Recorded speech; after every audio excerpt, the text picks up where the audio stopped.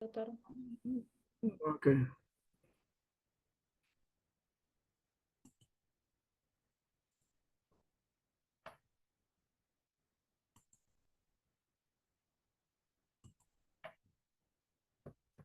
Bueno, el día bueno, esta noche, después de tanta preocupación de verdad por la situación de nuestra patria, vamos a empezar con estos marcadores hepáticos, ¿no? De una manera bastante sencilla y simple, de las cosas que nosotros manejamos constantemente. Siempre les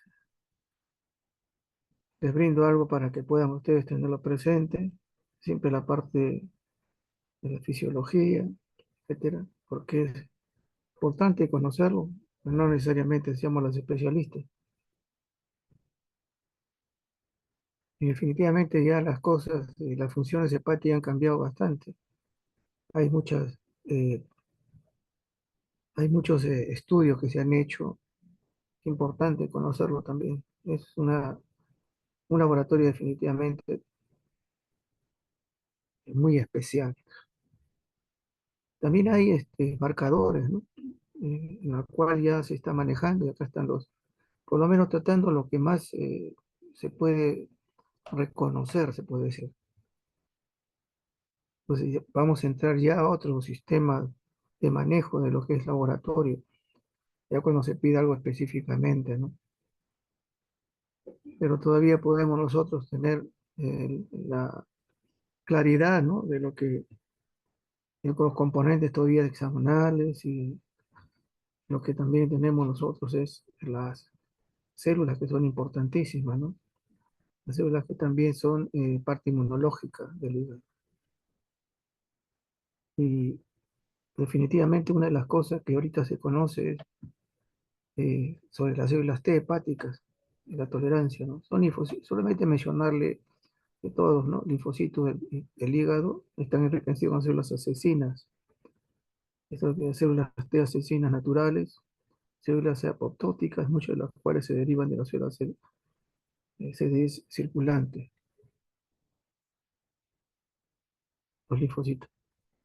Entonces, también esto es importantísimo reconocerlo y ya, como les digo, esto va a ser parte del diagnóstico dentro de poco. Dentro de las enzimas, definitivamente lo que se ven es la tremenda especificidad, algunas de ellas, y también el aprovechamiento que se tiene con respecto a esto. Siempre les he mencionado, ¿no? Que hay uno de los que a veces poco se habla, que la deshidrogenasa láctica siempre está referida a la necrosis, sea a nivel cardíaco, pulmonar, etcétera, siempre es necrosis.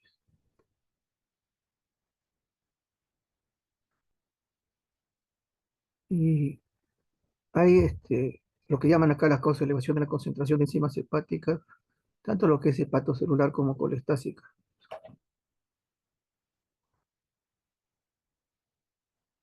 Los valores normales que podemos tener nosotros con respecto a las pruebas o marcadores hepáticos que llaman, no pruebas normales, ¿no? Se puede decir, ¿no? Sino son marcadores ya que implican más la patología, las bilirrubinas,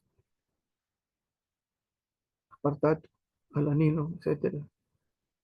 Casi son los valores son muy semejantes. Fosfatas alcalinas, proteínas totales, albúmina, globulina, la relación que debe haber entre ambas, la gama que poco a poco se ha hecho parte también de esto, porque no, ya no es una situación que se le pide, ¿no? Sino está agregada ya en el tiempo de protrombina. Dentro de las aminotransferasas, definitivamente la aminotransferasa que vemos nosotros acá, que principalmente está en el hígado. Participan generalmente, bueno, está acá la parte química, ¿no? Que participa en el metabolismo del aminoácido y los gliconeogénesis. Por eso que cuando se habla también de la situación de diabetes, también tiene que, de todas maneras, valorar la situación de el manejo de la gluconeogénesis hepática. Hay elementos, medicamentos que pueden provocar, ¿no?, aumento de la metronferasa y una de las estatinas que son frecuentemente utilizadas por la hipertensión,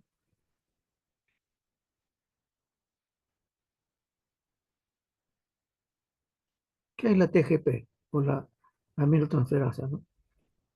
Enzima citolítica se eleva 10 veces al límite superior en los cuadros de hepatitis víricas y tóxicas.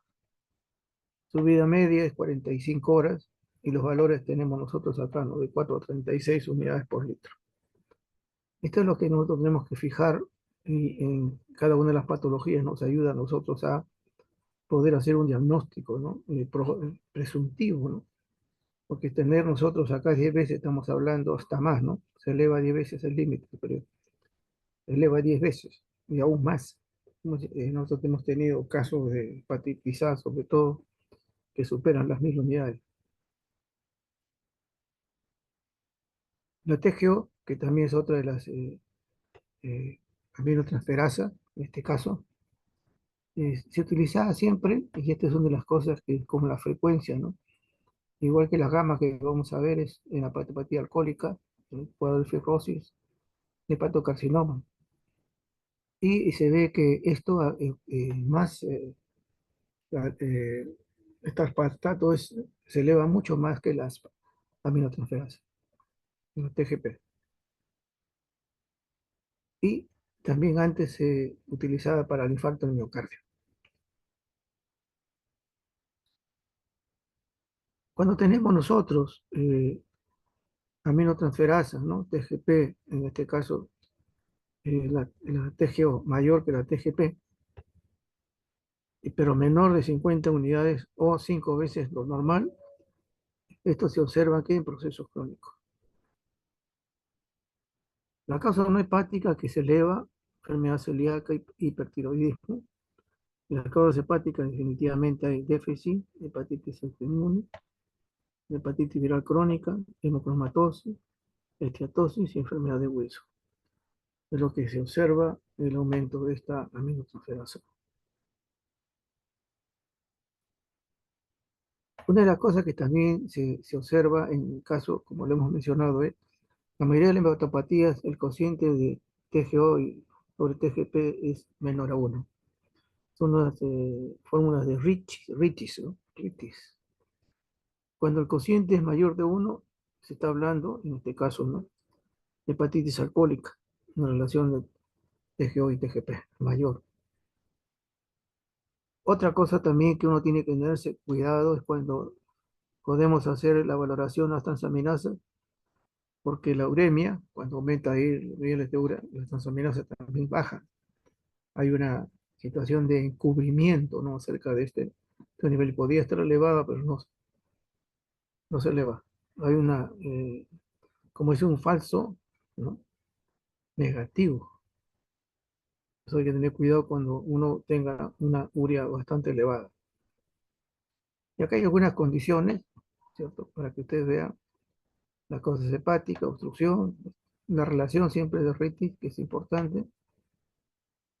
Esa relación de ritis es algo que maneja mucho los médicos internistas, ¿no? En lo que hicieron la valoración con todas estas manifestaciones generalmente la cuestión médica tenemos que tener unas probabilidades, ¿no? Entonces se utiliza este tipo de indicadores, ¿no?, también para poder valorar también la patología y tener la perspectiva. Y acá tienen ustedes también igual. Acá todas estas causas hepáticas tienen que ver con aminotransferasa y la TGO entre la GGP, ¿no? TGO, TGP, y mayor de 1000 unidades, o sea, hay una diferencia, ¿cierto?, por mayor de 1000 unidades, entonces, o entre 25 y 25, en este caso, de lo normal, en todos los procesos agudos. La TGP mayor, tenemos acá nosotros obstrucción biliar, síndrome de Bucharý, la hepatitis virales definitivamente es una de las cosas que más se observan en estos casos. Y si es a la inversa, tenemos nosotros en procesos crónicos, ¿no? Puede ser causas hepáticas y no hepáticas. Y tenemos ahí los valores que también nos ayudan a poder hacer algún diagnóstico presuntivo, un problema de hepatocarcinoma o cirrosis, que es importantísimo tenerlo presente. Y no solamente la hepatopatía alcohólica, que también es algo que se observa juntamente con la gama también. Aquí vemos la gama glutamil, eh, se conoce que está en muchos tejidos, ¿no? Por eso que a veces se utiliza también para problemas renal, el hígado, páncreas, intestino.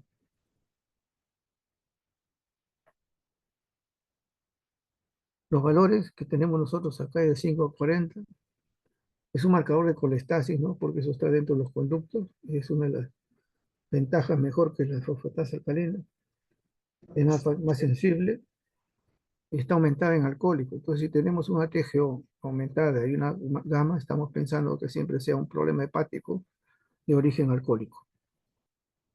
Y vemos acá nosotros también estas situaciones en las cuales también hay alteraciones, ¿no? Alcohol, a nivel medicamentos, entonces vemos todas estas patologías cuando aumentan, ¿no?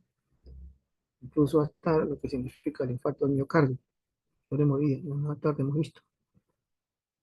Pero la mayor importancia está en la colestasis, ¿no? La deshidrogenasa, que definitivamente es una enzima citosólica, los valores normales están aquí, eh, está en todo lugar, ¿no? Eso no, por eso no se puede utilizar como una situación de valoración hepática sola, sino que tiene que estar relacionado para observar realmente si hay una destrucción o una necrosis hepática en este sentido, ¿no? Pero lo vemos en cualquier otro tipo de órganos también. ¿Dónde se encuentra mayormente? En todo lo que significa un tejido muerto, necrótico, una cirrosis. También la ictericia y hepatitis víricas también, si es que hay una situación de daño más allá de lesión, en este caso hepática. También puede estar aumentado en todo esto, ¿no? Porque como no es específica, puede estar también aumentado y si no hay antecedentes hepáticos, entonces tenemos que ver que hay otro tipo de situación comprometida, otra patología, ¿no? Carcinoma, metastásico, shock, o sea, es variablemente, ¿no? Problemas cardíacos, etcétera, a nivel pulmonar igual. Y vemos acá una isoenzima que es la frecuente utilizada para todo lo que es el hígado. La fosfatasa alcalina también, los valores, lo tienes acá, unidad internacional por litro, y en el nivel hepático es mayor, ¿cierto? Pero hay en óseo, hay placenta, intestino.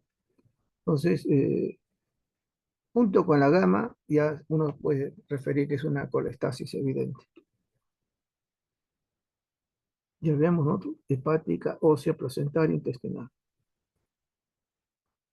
Y también lo que se puede manifestar también en otros tipos de patología que compromete estos niveles. Esta fosfatasa alcalina tiene una vida media de 3 días, marcador sensible de colestasa, pero no es específico. Junto con la gamma glutamil, es importantísimo tenerlo como marcador para la colestasis. El problema está que también está en la cuestión ósea y el embarazo, etcétera. Pero vemos realmente que también tenemos que tener cuidado, ¿no? Porque también puede haber algún compromiso hepático en pacientes embarazadas, ¿no? Por una patología. Pero ahí vemos nosotros que puede aumentar 2 o 3 veces y en el segundo trimestre, realmente es lo que se observa. Y porque en este nivel comienza a liberarse la enzima placentaria. Lo que se utiliza también para hacer más contrapesos es tener la elevación de eh, gamma, nucleotidasa, aminotransferasa también como mencionado ahí, y la fosfatasa, entonces consideramos un origen hepático. Cuando la fosfatasa alcalina está elevada juntamente con la deshidrogenasa y el calcio, está sugerido como un- una metástasis del tipo óseo. Entonces, para eso es importante, inclusive también fosfatasa alcalina utiliza cuando hay estenosis de vías biliares, ¿no? En caso de neonatos. Uno también ahí pide mucho con respecto a los cirujanos pediatras, ¿no? Es importantísimo en ciertas medidas, ¿no? Pero tiene que tener valores bastante altos.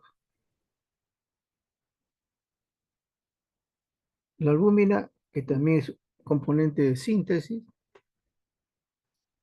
hay niveles bajos, ¿no? ¿Por qué? Porque se compromete la función propiamente fisiológica del hígado.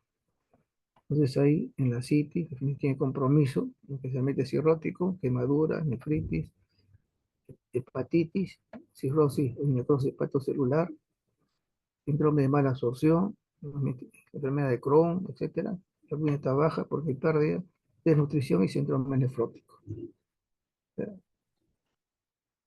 De todas maneras, lo que nos interesa a nosotros es valorar la parte de síntesis y si hay compromiso a otro nivel ya no sería netamente hepático. Ahí están los valores de albúmina, globulina y también otro componente que se puede utilizar también para valoración de la síntesis de los anticuerpos mitocondriales para ver colangio, ¿no? Colangitis hepática biliar primaria. Y también es otro de los marcadores que se están utilizando y también se puede utilizar para poder valorar una hepatitis crónica. Ya no solamente en la síntesis de esto, sino también otros elementos de anticuerpos. La síntesis también está valorada por el tiempo de protrombina. Los valores algunos dicen de 11 a 12, de 11 a 13, creo que es a 13,5. Acá no es que esté elevada, ¿no? Como dicen, ¿no? Sino es el tiempo prolongado. O sea, la prolongación de los segundos está referido que hay déficit de factores de coagulación, uno de los componentes de la protrombina. Esto es importante por un caso de las obstrucciones biliares, la cirrosis, porque es síntesis, bueno, CID, hepatitis, hepatopatías generales, síndrome de mala absorción y déficit de vitamina K. Y esto valora, pues, dentro del tiempo es los factores de coagulación. Esto es síntesis hepática. Por esa razón, si hay una alteración en la fisiología, la formación de proteínas, etcétera, o síntesis que estamos teniendo ahí de las proteínas totales, también en el caso de la protrombina, son evidentes de daño hepático dentro de la síntesis. La excreción por excelencia de la bilirrubina. Ese metabolismo grupo hemos conocido, la hemoglobina da el 85% del material bilirrubina, tenemos proteína y producción también de 200 y 350 miligramos por día. Bueno, la pregunta que siempre se hace, ¿no? ¿En qué momento aparece la ictericia? Generalmente a partir de los 2 miligramos, ¿no? Algunos dicen 2 a 3, por eso está mencionado. Entonces aparece la ictericia. Dos situaciones que también puede significar igual el problema ictérico es cuando también la orina se coluria, ¿no? O sea, un color más amarillo intenso que puede llegar inclusive hasta el ámbar y se presenta acolia, generalmente es el aumento de la bilirrubina directa. Y acá tenemos nosotros, ¿no? Hay componente prehepático, bilirrubina, hepático y poshepático. Y para todos, generalmente la prehepática siempre por excelencia va a ser en término hemolítico. Acá no, la conjugación, etcétera, definitivamente va a haber componentes genéticos y también hepáticos propiamente dicho, ¿no? Poshepático obstructivo, y también componentes neonatales.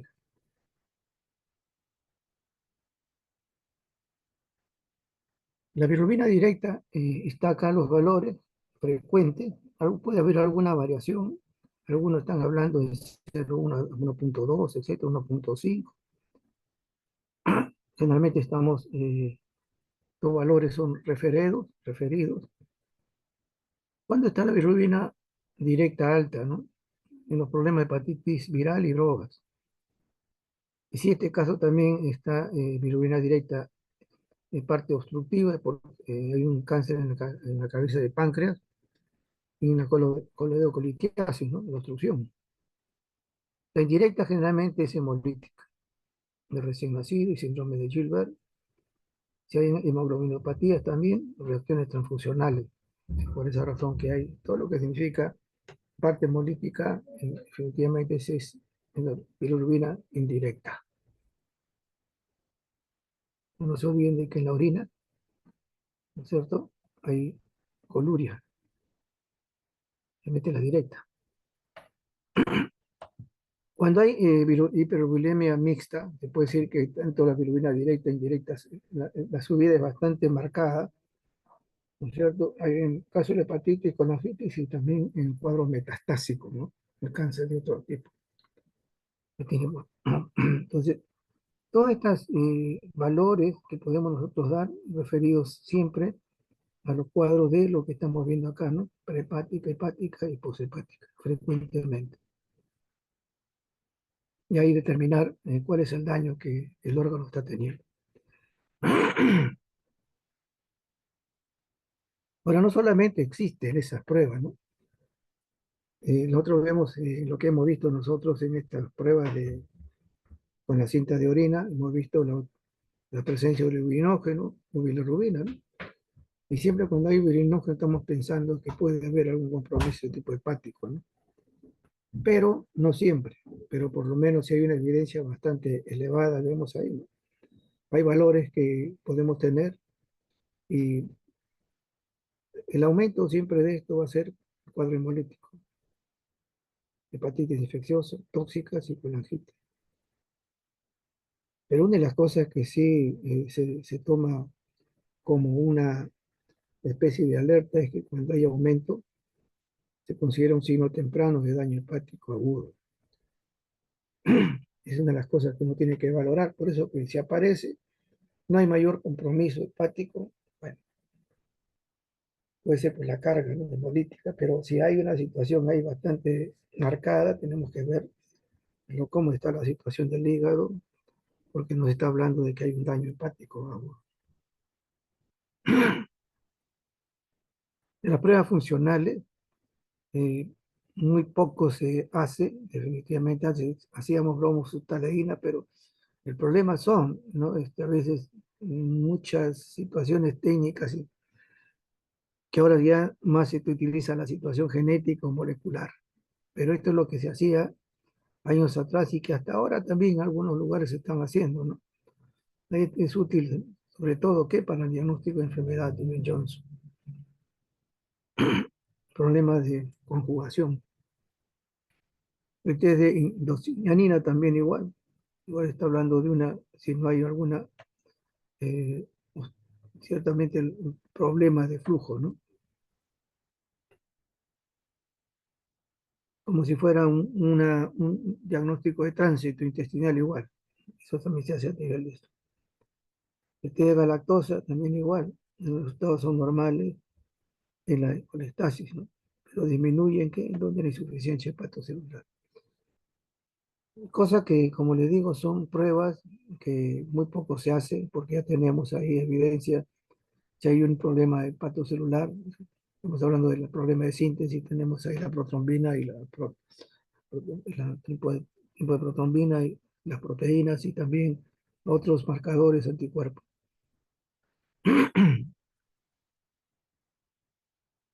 Una de las cosas que sí es una dificultad que han tenido, y esto que les comparto a veces a mis alumnos ahí en las clases, es que muchos de los internos que a veces, no es una novedad, ¿no? El interno a veces se le manda para que lleve los pedidos de análisis. Dice, márcate para una hepatitis, ¿no? Y cuando van allá definitivamente viene el problema, ¿no? ¿Qué cosa pedir?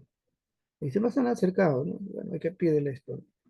Hay dos pruebas que, por ejemplo, si fueran para hepatitis B, que deben ser utilizadas, ¿no? El antígeno de superficie o australiano, que es las cosas de identificación, y el anticorea. Esto nos ayuda a valorar luego, no sé, definitivamente si hay un hallazgo, ¿no?, de lo que el paciente tiene hepatitis, Y la parte más interesante es si esto se negativiza, el anticuerpo sí permanece. Y aquí podemos ver, ¿no? Una de las referencias ahí. Entonces, en banco de sangre, por eso que se estila mucho pedir hepatitis B y el anticuerpo, ¿no? Tratando de descartar que no haya evidencia, ¿no?, de que un negativo sea hepatitis B o australiano, por los niveles de anticuerpos que se han bloqueado, pero el anticuerpo permanece. Entonces, puede ser que todavía tiene la etapa aguda o que sea un despertar, pero de todas maneras, ese paciente, ese donante es descartado, ¿no? Basta que tengan anticuerpo positivo, el donante es descartado, por el riesgo, por el riesgo, porque siempre va a haber un momento de ventana, no solamente para el HIV, para todos los marcadores virales hay un periodo de ventana. Entonces, la hepatitis B, ¿qué vamos a pedir cuando haya una evidencia de un cuadro hepático, ¿no? Hepatitis viral. Antígeno de superficie australiano y el anticorea. Miren cómo se escribe.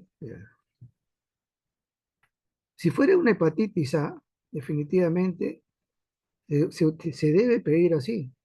Anticuerpo IgM anti-hepatitis A. Esto en el 99% está definitivamente, como decirlo, presentado, ¿no? Pero también no olvidarse que hay anticuerpo IgG, ¿no es cierto?, antihepática y puede permanecer años, o sea que es un paciente que ha tenido, ¿no?, y ya está bloqueado, se puede decir, a través de los anticuerpos, pero esa es la forma, ¿no?, que debe utilizarse. Anticuerpos.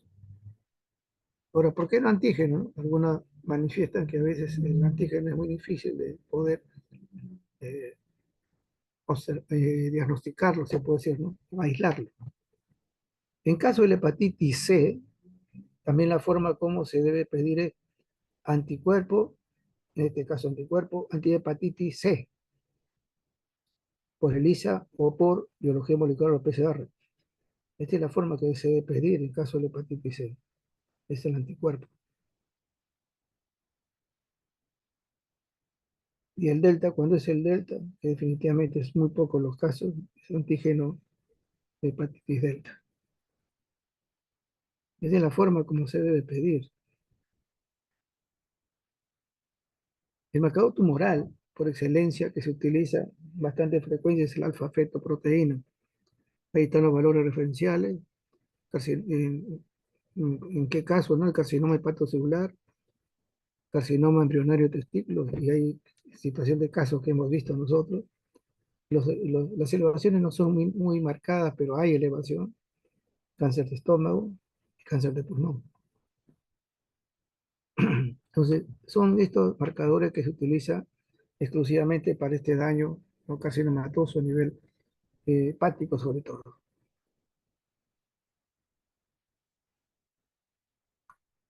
El amoníaco, definitivamente también igual, estamos hablando acá, evalúa el metabolismo, el progreso de la hepatopatía grave y respuesta al tratamiento.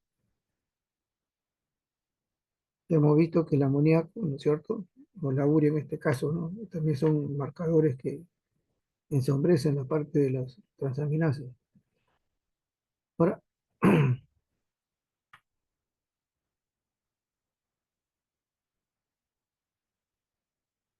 ¿cuándo aumenta sobre todo estos niveles, ¿no? Cuando hay déficit de una enzima, ¿no?, la ornitina transcarbamilasa, el síndrome de Rey, enfermedad hepática, encefalopatía aguda, eso lo conocemos, fallo hepático agudo. Encefalopatía hepática es algo frecuente ya cuando hay un daño mucho masivo de lo que significa el hígado, y parte insuficiente, ¿no?, y la cirrosis. En estos casos el amoníaco sube y tenemos ya una evidencia, aparte de las otras pruebas marcadores. Y si hay una encefalopatía hepática, definitivamente el amoníaco está elevado.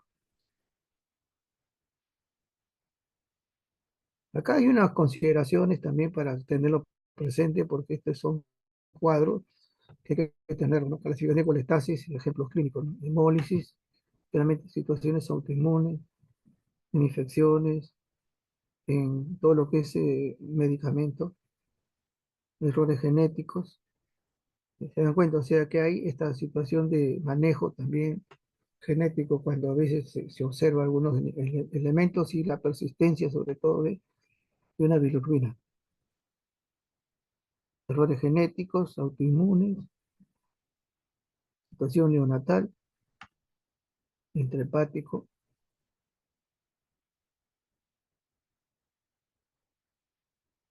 bueno, por drogas, etcétera. Este es un cuadro también que sí debemos tenerlo presente, ¿no? Todo lo que son diferencial de la colestasis, no solamente en suero, sino también la presencia en la orina. Está el urinógeno como un indicador que hemos mencionado, ¿no?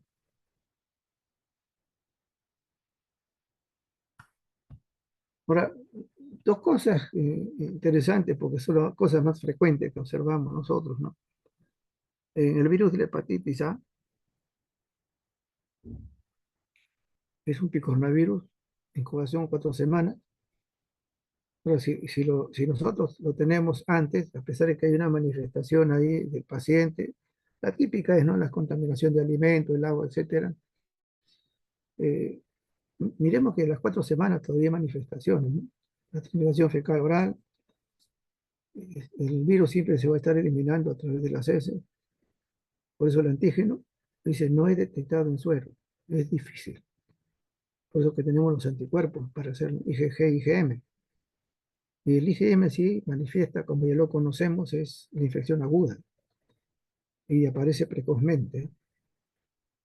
Cuando hablamos de IgG, podemos decir que ha tenido un recuerdo, de lo que llamamos nosotros, pero también puede significar también que puede mostrar, ¿no?, eh, su persistencia, ¿no? Y esto también podemos decir que es una inmunidad permanente. Es bien difícil que esto vaya a un problema de cronicidad, ¿no? Aunque hay casos, pero no es la frecuencia.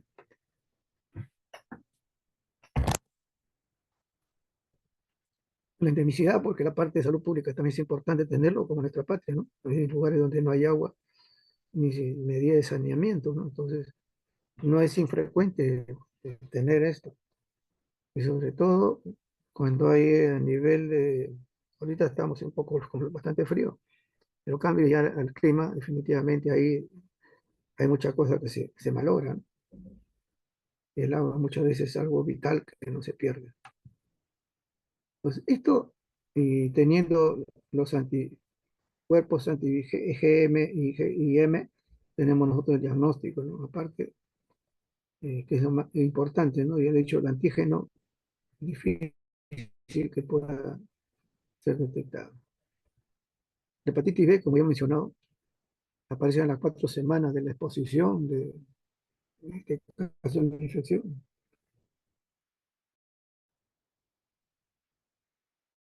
Esto ayuda, como le mencionaba, ¿no? Y nada más que recuerda que por los donantes voluntarios desaparece a 1 o 2 meses después de la infección resuelta, desaparece 1 o 2 meses antes de la aparición del anticuerpo anti-hepatitis superficie, anticuerpo de superficie. Y ahí viene el asunto, ¿no? Y ahí se considera también un periodo de ventana. En ese lapso puede haber, ¿no es cierto?, negatividad, aparece esto nuevo. Entonces, por esa razón, que en banco de sangre se utiliza el anticore. Hay un periodo de ventana,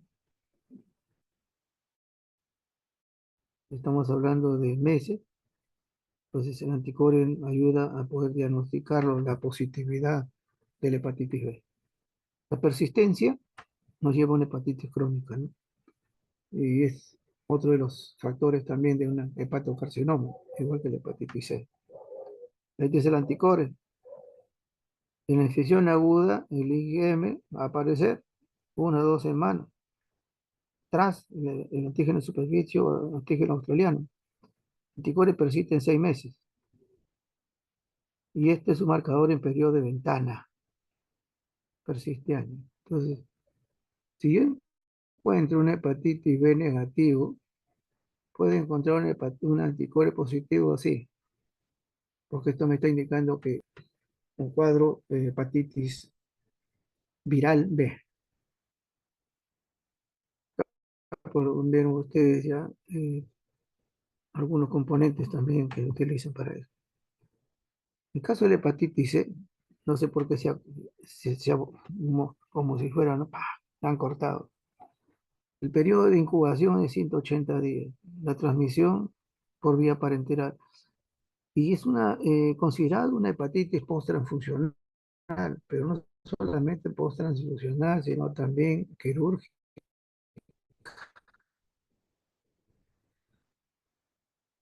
Eh, nosotros, dentro del reporte que tenemos, han habido sobre todo cirujanos, aquellos que hacen manipulación, puede dar sintomatología después de 20 años. Han comenzado a tener molestias, malestares, transaminasas elevadas, se le hace, y si es para no sé, definitivamente, pero sí ha habido transfusiones frecuentemente. Si ha habido drogas, aunque tanto la hepatitis B y esto también, la transmisión es de tipo sexual, y se conoce también. Y hemos mencionado los anticuerpos anti-hepatitis C, son desarrollados en todos los pacientes expuestos, indican un contacto previo con el virus. ¿De qué forma? No se conoce, evidente, porque hay personas que no han sido transfundidos, pero ha habido una situación como esta, ¿no? Que aparece. Igual que la hepatitis B, que tiene un porcentaje a la cronicidad, la hepatitis C sí va a la cronicidad mayormente y sí es frecuentemente una causa de hepatocarcinoma. Entonces tenemos nosotros lo frecuente, podemos buscar otros, pero A, B y C son los que frecuentemente como se conoce.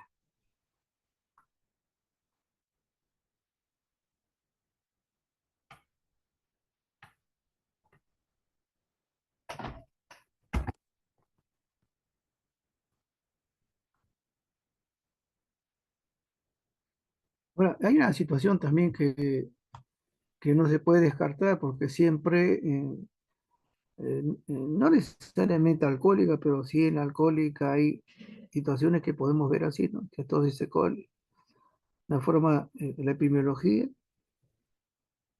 la forma definitivamente aguda, de forma grave, y va a una cirrosis alcohólica. Y podemos ver nosotros toda esa manifestación de procesos, ¿cierto? Al final.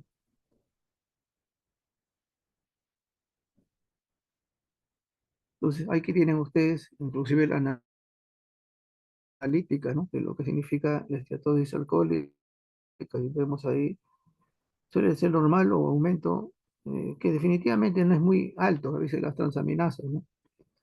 Pero sí la glutámico y también los valores hematológicos y triglicéridos son aumentados. Sobre todo la gamma y la fosfatasa aumentada nos están diciendo que hay un proceso evidentemente alcohólico. Y vemos nosotros acá, la etapa aguda, vemos que hay muy aumento en las transaminasas, menor, bueno, mayor que en este caso de la steatosis alcohólica, pero igual hay una diferencia también, ¿no es cierto? Antes que OTGP, estamos hablando de fosfatasa alcalina, hay plaquetopenia, entonces es una cosa interesante porque acá ya podemos nosotros visualizar esto. Hay anema, signo de abuso, no en este caso tóxico, ¿no es cierto? O sea, signo de abuso. Y hay otros elementos, tanto clínicos como también fisiológicos, y en el examen que uno ya observa que hay signos de abuso toxicológico, y esto lleva a una insuficiencia hepática. Y cirrosis alcohólica podemos nosotros tener, sí, puede ser incompensada, pero va a una insuficiencia. Y la insuficiencia, pues, ¿qué cosa va a haber? La IgA va a estar aumentada, pero también hay problemas de síntesis, ¿no es cierto? Y podemos ya nosotros prever las cosas que pueden estar sucediendo a nivel hepático.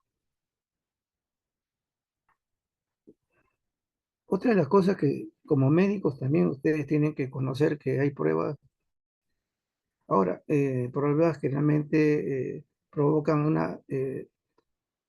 no solamente función de anomalía, sino, por ejemplo, se conoce que tomar demasiadas hierbas en este caso, ¿no? Té verde y un sinnúmero de elementos.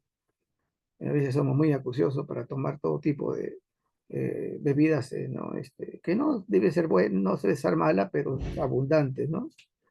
Entonces, los té verde, podemos nosotros sí, eh, ahorita se me han ido los nombres, ¿no? A veces el Alzheimer viene. Eh,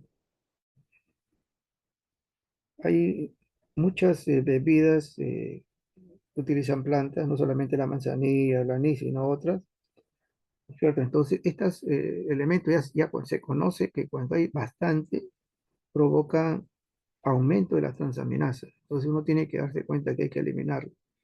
Entonces, acá viene, por ejemplo, en la prueba de función hepática también van a estar alteradas el uso de medicamentos, medicamentos, los AINES, que a veces son consumidos muy problema de estrógenos. Y vemos nosotros hay un sinnúmero de lo que tenemos acá nosotros, pero sobre todo es esto, naproxeno, ¿no? Anticon- eh, los anticonceptivos orales, un sinnúmero. Esto, ¿quién no toma? Pues AINES en la frecuencia, para la fiebre, para el dolor, antiinflamatorio, etcétera. Entonces hay que ver eso también que puede alterar la función hepática y podemos tener a veces marcadores hepáticos elevados y no es propiamente esto, sino por el compromiso, puedo decir, de daño que provoca los medicamentos. Entonces puede alterar las pruebas. Pues en la actualidad nosotros cuando tomamos un paciente le decimos, ¿no? ¿Está tomando algún medicamento? Deje de tomarlo, salvo que sea un medicamento que necesita, ¿no? Cardíaco, etcétera. Ya tenemos conocimiento que puede haber. Todo lo que es enfermedad hepática crónica hemos visto que puede ser generalmente lo que es importante, la hepatitis vírica. Hay un aumento persistente, ¿no es cierto? Tanto de las transaminasas, hay signos de artritis también que son importantes, ¿no? TGP, las proteínas también están alteradas. Y esto es porque hay un problema de síntesis que hemos mencionado. En una hepatitis crónica que generalmente puede ser la C y la B posterior, hay inflamación, necrosis, diferentes grados. Acá el HDL también está aumentado, etcétera. Y como pruebas también, como digo, prueba de síntesis está. La complicación de estas hepatitis crónicas siempre va a significar dos elementos definitivamente gravísimos. La cirrosis, vemos nosotros que también y uno dice, no, son cosas, sí, son cosas muy frecuentes. En emergencia, a veces a la semana aparecían personas con ACID, habría que hacerle y había un cuadro de insuficiencia, ¿no? Con problemas de síntesis, etcétera, ¿no? Y no necesariamente podemos decir que es alcohol, ¿no? Muchas veces son los virus o también una hepatitis autoinmune. Y esa es otra de las cosas que también uno tiene que descartarlo, ¿no? La utilización de anticuerpos también, y como si fuera un grupo, sí, hay que descartar también otros componentes autoinmunes. Ya, es una cosa frecuente y de verdad que es una de las situaciones que digo, no, ¿cómo? No creo que sean todos sean alcohólicos, ¿no? Aunque ha habido, ¿no? Definitivamente los hay. Dentro de los elementos que ayudan mucho es entre la síntesis, ¿no es cierto? Eh, las proteínas y las globulinas. Vamos a ver que hay una baja y la otra alta porque definitivamente tiene que ver esto con la respuesta inmune. Hay una pancitopenia, hay un compromiso hepático. Recuerden que hay componentes ahí que se utilizan también, ¿no? Para poder, entonces hay déficit, no solamente si es pan, estamos hablando de todo, hay un secuestro, ¿no es cierto?, que es frecuentísimo a través de lo que es el vaso, y también hay problemas de trombocitopenia. Anemia es frecuente, y estamos hablando acá también complejo B, etcétera, fosfato ácido fólico, etcétera, componentes que son importantes para lo que significa pues la hematopoiesis, ¿no? Entonces, ahí está la pancitopenia, anemia, trombocitopenia, etcétera. Alargamiento del tiempo de protrombina, definitivamente, porque hay ya cuadro de síntesis está eso. Elevación, a veces no es tanta, ¿no? Pero hemos visto que por la frecuencia es poca la cantidad, no llega quizás a veces el doble, es lo normal, pero sí hay una situación ahí de lo que es el compromiso de la fosfatasa alcalina, mayormente. Hay elevación de la bilirrubina, con insuficiencia hepática, hay hipocalemia, hay hiponatremia,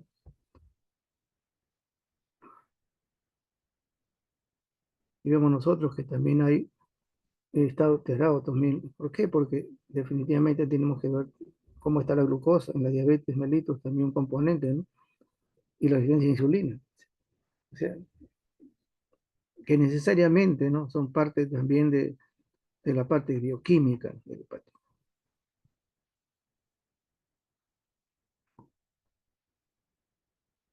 Y una de las cosas que uno ve, pues, es la hipoglicemia. Entonces, la glucosa es importantísimo tenerla presente, ¿no?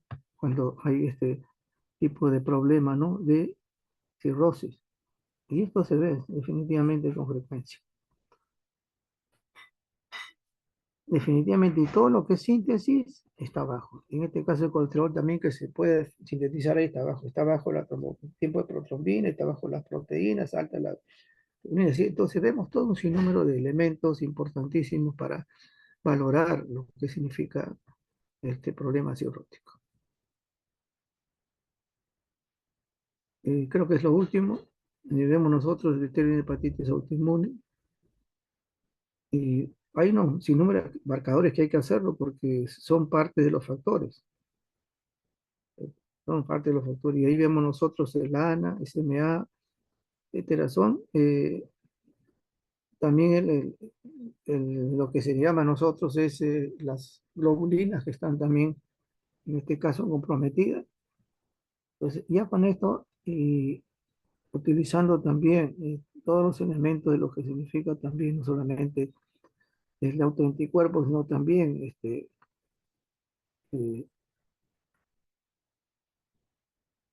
hasta la prueba de Coombs, que a veces se utiliza también, ¿no? Porque tiene que ver que este es autoinmune, pero ¿qué tiene que ver eso? También a veces lo utilizo. Tiene que descartar todas las evidencias, ¿no? Que pueda haber en este caso, porque no solamente una hepatitis autoinmune, a veces pensamos que solamente ataca ahí, porque si es autoinmune, muchas veces hay compromisos de otro nivel. Entonces ahí está hablando de laboratorio, elevación preliminar de transaminasa, SMA anti LK menos de 80, y vemos nosotros ahí que eso es lo importante tenerlo presente. Ahora, las cuestiones tóxicas, como ven ustedes, van a también aumentar todo eso. Va a haber una predominancia también acerca de esta patología. Ok, entonces los marcadores son los mismos que hemos utilizado, sino que ahora ya se tiene mayor especificidad, pero la importancia que ustedes deben de tener es justamente qué pedir. Ese es el gran problema que tenemos nosotros, que bueno, todos podemos decir que a veces no sabemos pedir las pruebas. Ahora, hay hepatitis C, por ejemplo, que podemos nosotros mencionar. eh, Se utiliza biología molecular generalmente para un diagnóstico evidente, ¿no? Puede ser ELISA, que también se hace o lo que llaman, hay unas pruebas especiales, pero lo que va a hacer el diagnóstico así evidente es una biología molecular y esto ayuda mucho a tomar determinaciones en los pacientes, sobre todo en los donantes, ¿ah? Y luego en los pacientes que tienen sintomatología. Esto es considerado una enfermedad oculta, ¿no? Silenciosa. Después de años aparecen los síntomas, ya cuando hay daño definitivamente hepático. ¿Ok? Entonces, son cosas que, como le digo, ya conocemos, pero es bueno tenerlo presente porque es la mejor forma de poder hacer un diagnóstico más certero y hacer combinaciones, ¿no? Nunca, una de las cosas es que nunca decir, ah, tiene un cuadro hepático, hay que hacer todos los marcadores, incluyendo la coagulación que ahorita ya se utiliza, etcétera, ¿no es cierto? Un examen de orina que es importantísimo y que te ayuda mucho a un hemograma, etcétera. ¿Ok? Entonces, es un, pienso que este es un repaso de todas las cosas que ustedes han visto, pero que nos ayuda a tenerlo presente, ¿no? Para no olvidarlo. ¿Ok? Ahí nos quedamos.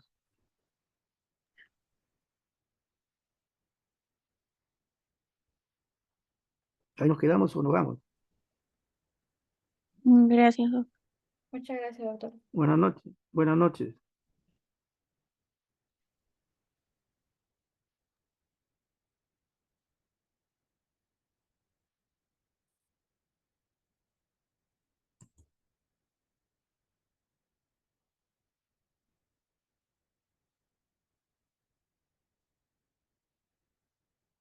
Buenas noches. Descansen y pónganse a estudiar.